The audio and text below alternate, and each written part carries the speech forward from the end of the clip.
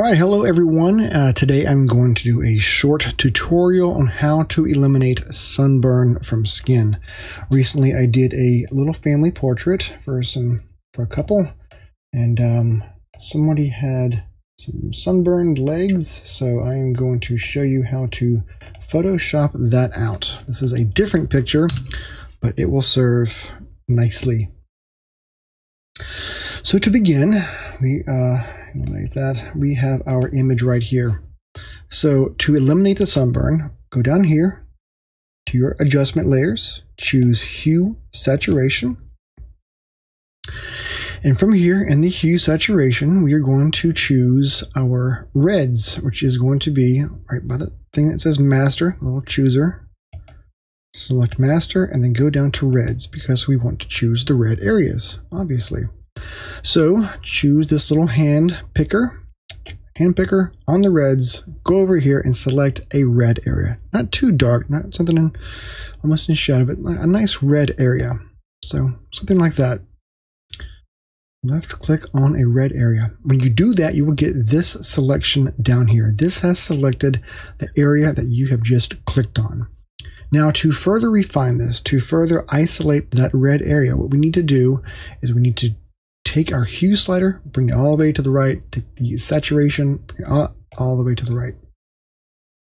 And from this point, I know it looks weird, but take this area that you've just selected and move that around until you see just the red areas being chosen, like this. Now from here,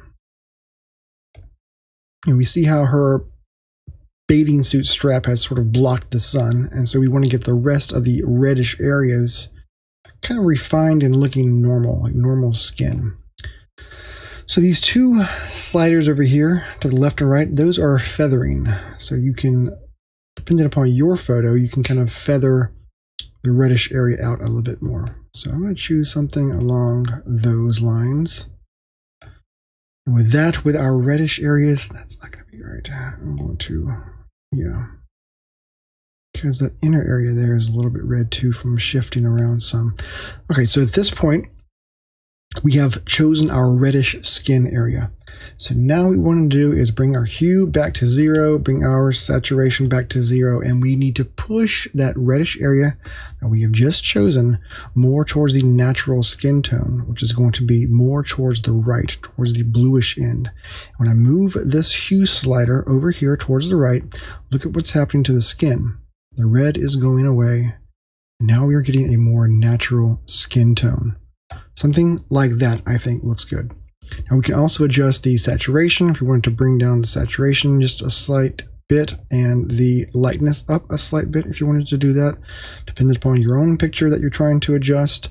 But for me, that looks like natural, like a natural skin tone. From there, now we still have this area here that doesn't quite match, so we're going to choose the hue saturation mask. Select that little white area there, hold down Control and then hit I.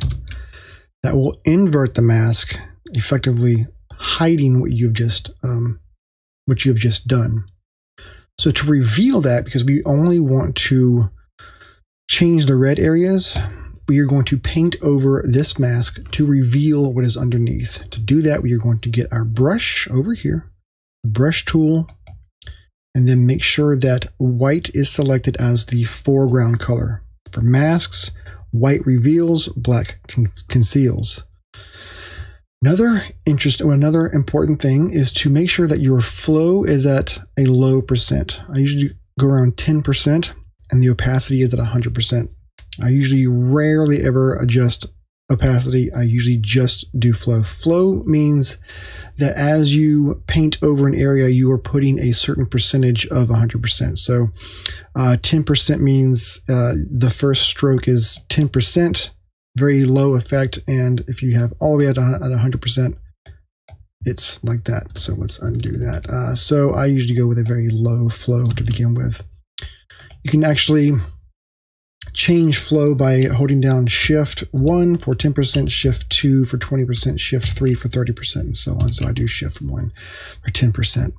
At this point, just paint over the reddish areas with your brush, set to white to reveal what is underneath there with a low flow, because some areas are going to need a bit more painting than other ones. So just paint over the areas that you see are red. And works very nice. It's very quick. And now we need to slightly adjust that bathing suit strap area. It is a bit... There are a couple ways to do this. One of the ways is you can create a new layer, set it to hue or color. I think color would be nice. Select your brush, select the color outside the area that you want to choose, and then kind of paint over that. That adjusts the color to kind of help it blend more. And then I always name my layers. Then create a new layer, and then to sort of blend the two lines of where the sunburn had ended and began, you want to, for this one, I would choose the healing brush tool. The healing brush tool will take the texture from a different area that you've selected and apply it to a new layer. To a new area. So again, I have my healing brush tool over here. Not the spot healing brush, but the healing brush. Hold down Alt to choose a layer outside that little line and kind of go over that. And it's taking the texture of the area that you want and moving it over to the area that you want replaced. And we're just trying to blend the two areas together.